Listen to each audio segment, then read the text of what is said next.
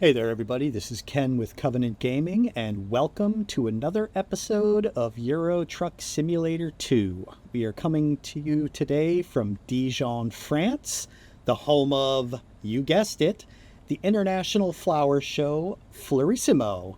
It's held every 3 years and features exhibits from French and non-French cities. Who knew? It's also known for some kind of mustard, which I happen to enjoy on a good roast beef sandwich from time to time.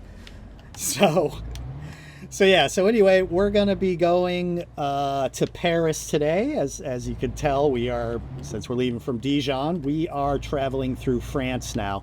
The French cities that were in the base game that was released. There was one, two, like 4 or 5 of them. We're going to be hitting 3 of them today. We're going to be going through Reims and ending up in Paris, picking up a lot of interesting little bits of information along the way.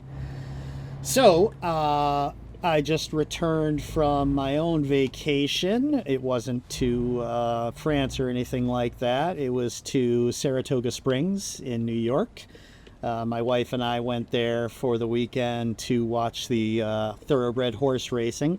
If you're not from the area, Saratoga Springs is known for its horse racing. That's that and its natural spring water. So we went up to Saratoga to watch the horses. Funny enough, we don't bet. We're not really gamblers or anything, even though horse racing is a really big gambling pastime. But we still love the horse races. So we went, we enjoyed that. Once we watch that, we also go up there for the other thing it's known for, the spring water. We always bring a bunch of big containers that we fill up with water and bring back.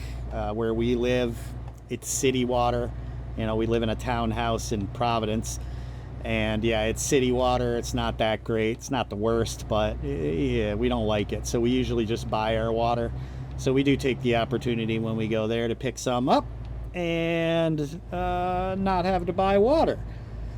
So yeah, as we were gone, I did notice anyone who didn't see it last Wednesday evening, which would have been Thursday morning for you guys, whenever. I released my first episode of Farming Simulator. I'm doing a 3-episode series on chicken farming, sort of as an experiment to see how people react to other games other than Euro Truck Simulator. I'm trying to branch out a little bit, maybe catch a little more diverse interest. We'll see what happens. So the video actually did pretty good over the weekend. It wasn't the greatest video I've ever made, but it certainly did well enough for me to at least finish the 3 episodes I was planning. Once I'm done with that, depending on how they all do overall, I will potentially continue maybe doing some logging or some pig farming or something like that. We don't know. But if you want to watch that, I'll stick a little link for the first episode right up there in the corner, and you can check that out and tell me what you think about it. So, oh geez Louise, there we go. We hit that. I gotta pay a little better attention. Let's get a move on here. There we go, that's better. Sorry about that. So, so our first destination out of Dijon today is going to be Reims, which, let me know once again how that's actually supposed to be pronounced. I picked up a few other people chipping in and letting me know how I'm saying things wrong and how I should properly be pronouncing it. So you let me know if Reims or Reims or whatever, which one of those is correct. So we're going to go ahead and we're going to just enjoy some of this scenery while I get to there, and stick around and find out what sort of bubbly product Reims is known for. See you soon.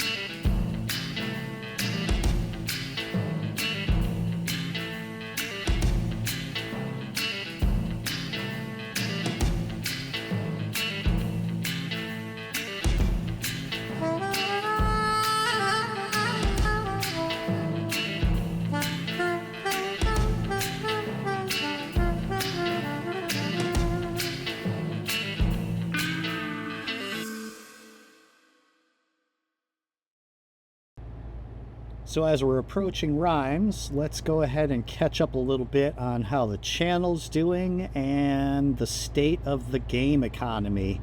So we're actually gonna pop into the menu real quick and just quickly talk about our drivers. If you remember, we hired 2 drivers a little bit ago, and you'll see that they are both earning very well now. Between the 2 of them, we're making 5,400.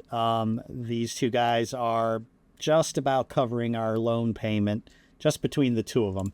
You'll also see that I have switched them from focusing on long distance to balanced. They both hit 3 skill points in long distance, and so now I'm going to just let them assign as they see fit to keep these things pretty average. They are making good money. Things are going well. I actually spent, you'll see I'm at 117,000 euros. I actually spent a chunk of time driving around picking up some points of interest and things that I hadn't managed to hit during our time. I'm trying to get all of those things within the base game as I'm going along. So I was just driving around not making any money doing that, but they were covering things just fine, and our economy is doing perfectly well. I will probably be thinking about buying a new truck for myself sometime in the next couple episodes, maybe when we're up in the UK or something like that. This one's been pretty fun, but I think it's time to think about investing in something really decent. I got to see how much I want to spend though, so we'll see about that. The channel continues to do really well. As I said, I started diversifying into farming sim a little bit. That seems to be doing okay. Time will tell how that stuff does. We're still growing at a reasonable rate. Everything is going fine. I have started, I don't know if anyone's noticed, but so I started doing things a little bit different with this episode. So I've been learning and reading about how to increase retention. Excuse me. Retention is basically just keeping people interested in watching the whole episode. We have our few people that really enjoy all the episodes the way they are, and they're watching everything start to finish. But the majority of people aren't watching all of it. We get a lot of drop off right at the beginning, and then even as we go through, things kind of taper off. So I have to start thinking about, well, what can I do to make things more interesting so that people will stick around without compromising what the channel's about. And one of the things I was reading about, if you understand story structure, you have these things called hooks, and every story's got a good hook, and every movie has a good hook, and every video. A hook is basically kind of something that hooks the viewer's attention, something that makes them want to keep watching or keep reading or whatever.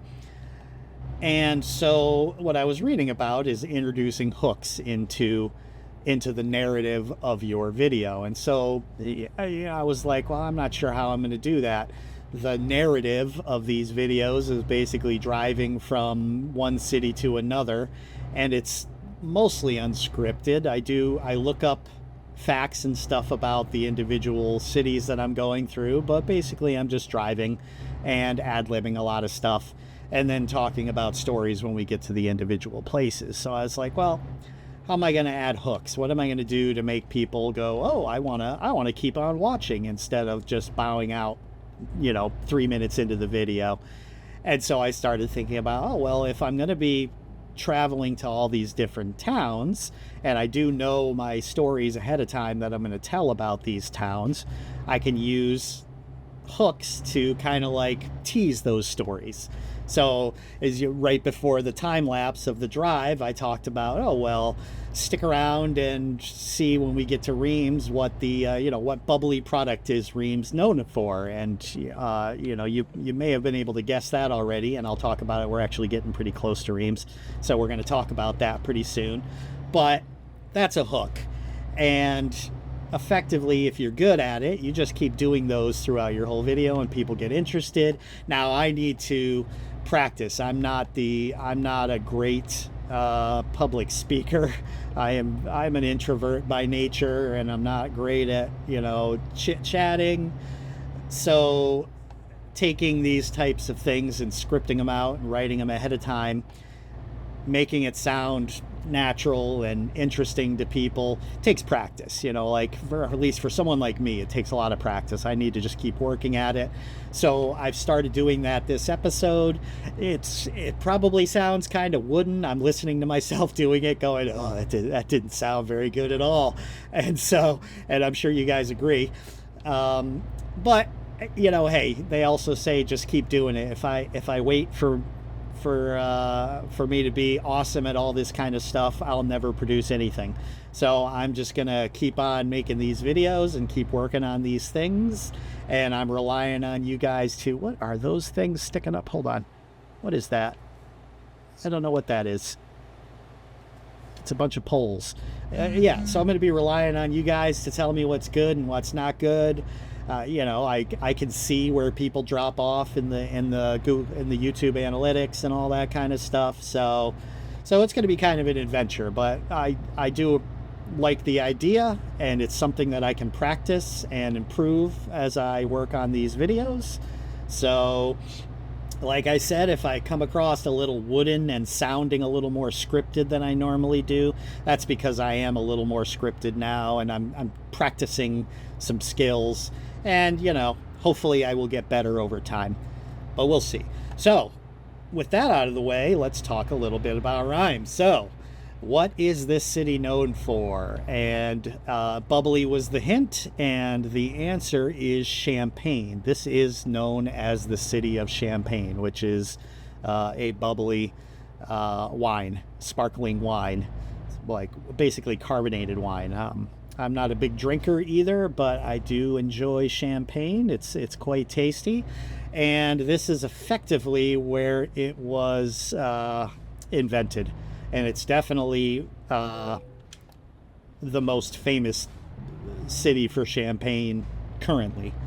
They actually have a series of underground cellars. So that's a little bit redundant. Cellars are already underground, but underground cellars that are currently holding millions of bottles of champagne. And I guess you can take some tours to see all these, which would be kind of interesting. I mean, like, what does millions of bottles of champagne look like? I'm going to grab some pictures of those cellars and stick them up on the screen so you can see. But that's got to be something to see. The other thing, this one's a little more kind of quirky that this place is known for, is Reims is known for its tradition of guided tours on segways, which is that's kind of funny. If you don't know what a segway is, they were really popular back in the maybe the 90s or so, maybe the aughts, the 2000s. They're basically these two-wheeled self-balancing vehicles that you stand on, and you move them by leaning forward and backwards. And they're really kind of cool because they are self-balancing. Like, you don't need to balance yourself on them. It'll take care of it itself. And if you get off of them, they will just stand straight on two wheels. And this is two wheels side by side, not like a bicycle, but two wheels right next to you, kind of like those gliding, I don't know what they call those, hoverboard things that the kids at least used to fly around on. Same principle. But this led to a sort of an interesting personal story. Is before I was a software developer, I actually was a electrician, or an electrical apprentice. I never got my license, but I did a lot of electrical work. And one of the jobs that I was on was to wire the new condo for the guy who owned Segway. He invented several things. He was an inventor. He invented a wheelchair that could climb stairs and go up hills, and it was almost like an all-terrain vehicle. They still have those. I guess those are those have done wonders for people who can't walk and all that, just being able to get around and get to more difficult places than normal. and as well as a few other things. So he was a pretty famous inventor, and for a while there, I don't know what his financial status is now, but he was pretty darn rich, and so we got to do the wiring for his condo that he bought, or apartment, whatever. It was basically an entire floor on this kind of ritzy condo complex. This place was something else. He had like he had like really fancy toilets that well, I guess they have these, and these are actually really common in Europe, but not so much in the States, is toilets with like integrated bidets and heated seats and all that kind of stuff. That's not really normal in the States. He had like a cold dunking tub and all kinds of fancy stuff. But I remember at the time, everyone knew who this guy was, and so it was pretty cool to do that. I never got to meet him or anything like that, but it was a cool little story. So now we have left Reims and we are working our way towards Paris. And in Paris we have there's a photo opportunity and a few different points of interest that we're going to be uncovering. I don't know what that photo opportunity is, probably for the Eiffel Tower. But we're going to catch up when we get a little bit further down the road, a little closer to that town.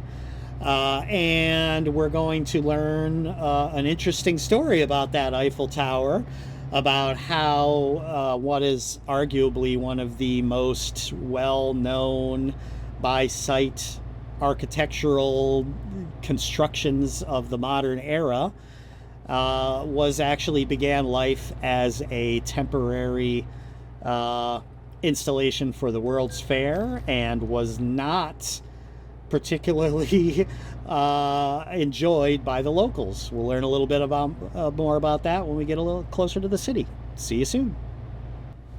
All right, we are here in Paris, and our first photo opportunity over here, and I have got a feeling that this is not the Eiffel Tower, because why would it be the Eiffel Tower?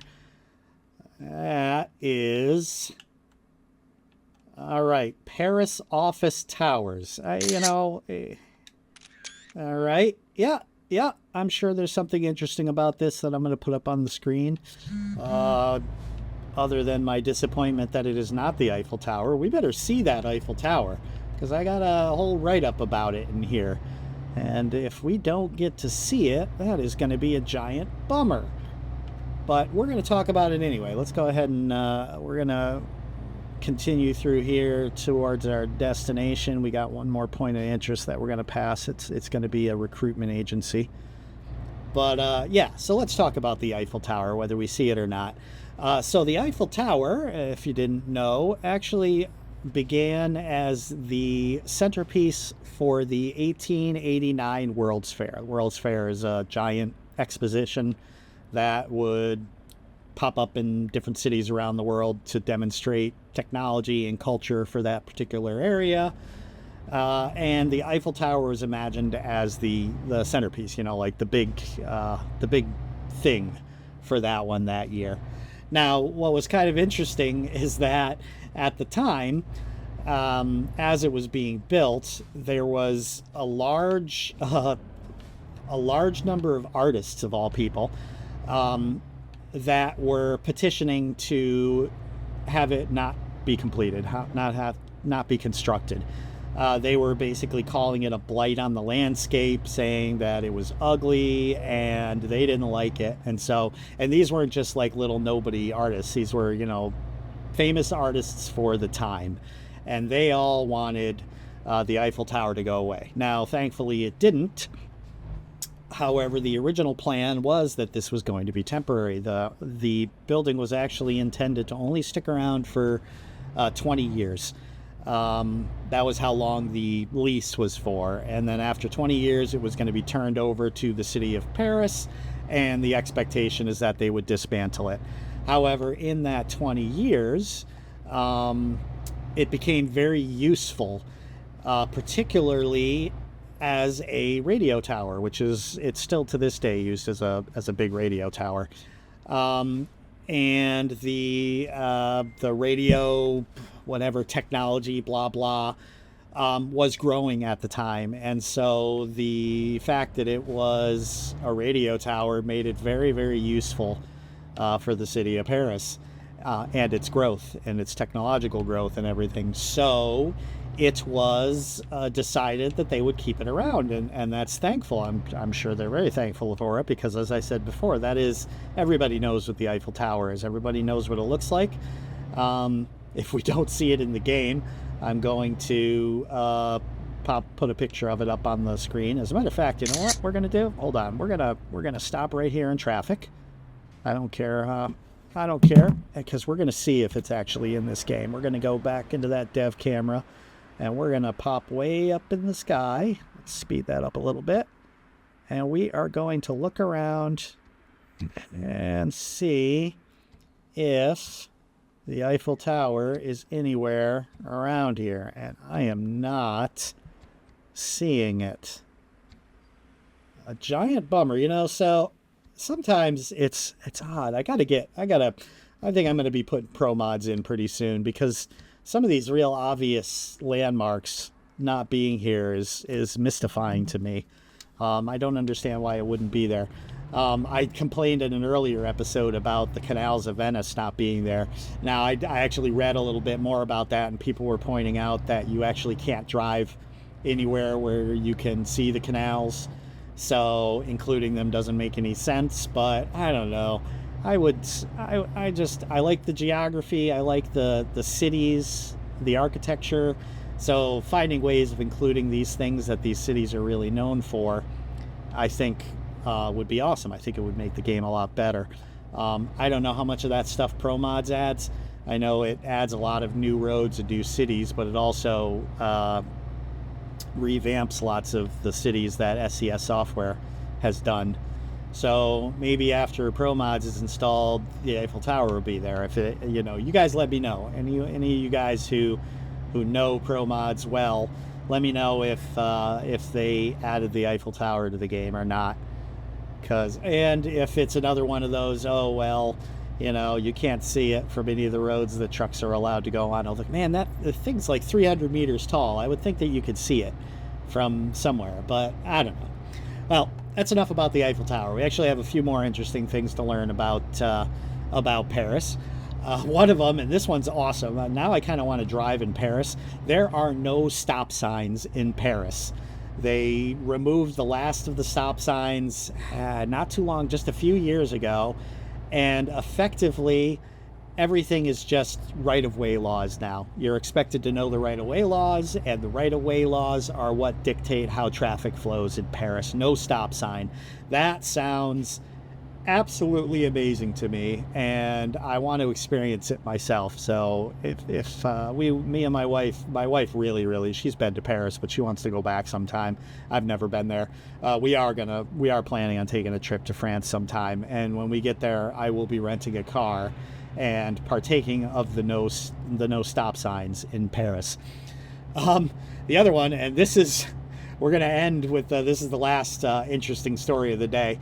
We're going to end on this one, and it's the most amusing of the night, is that up until the year 2013, it was illegal for women to wear pants in Paris.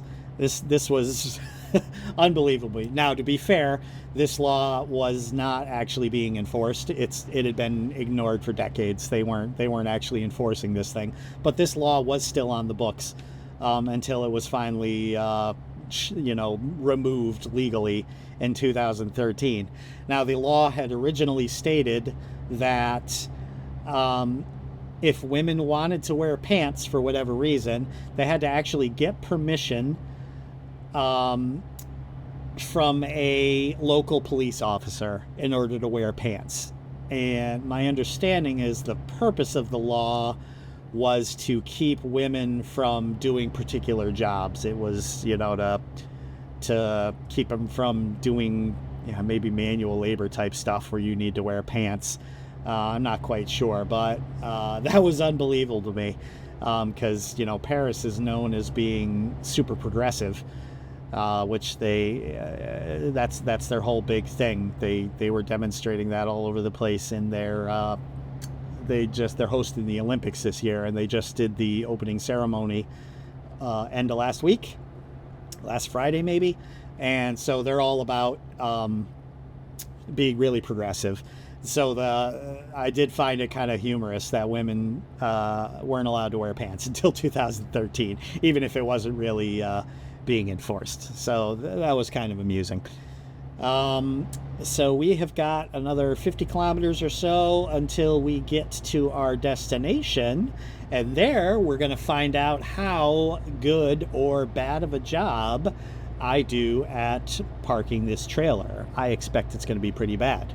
Stick around to see how that turns out. We have arrived at our destination, and evidently Paris is also known for its speed traps. 3 rapid changes in speed, immediately nailed for speeding tickets about 3 times in a row during that little drive there. That was kind of a bummer. So let's go ahead and get this parking. And you know what? It looks like I can just drive right around this building, which means that if this works out, I am going to have really good parking, because it's effectively going to be no time at all. I always start the stopwatch when I back up, and I don't think I'm going to need to back up at all, as long as I don't run into some kind of a obstruction that requires me to turn around. And I don't. I just got these pallets to deal with. All right, let's see if we can get a 0 minute, 0 second parking. I think we can do it. Look at this. Look at it. This is amazing. Can I get it? Do I? Yeah! 0 minutes, 0 seconds. That's an all-time record. I don't see myself ever beating that one. Thank you very much. We got ourselves 11,000 euros. We are approaching level 13. Not a bad little trip, other than the few speeding tickets in there, and I nailed that one concrete pylon at the toll booth way back at the beginning, but no big deal. All right, well, that's going to wrap up this episode. Let me know what you think about this by leaving a comment. If you enjoyed it, leave a like. And if you have not already, please subscribe. All this engagement, the subscribing, the watching till the end, all of this stuff helps the channel to grow. The comments let me know what you guys are enjoying and what you're not enjoying. And so until next time, this Thursday we'll have our next episode of Farming Simulator, and then next Monday we'll have our next episode of Euro Truck Simulator. I'll see you next time. Take it easy.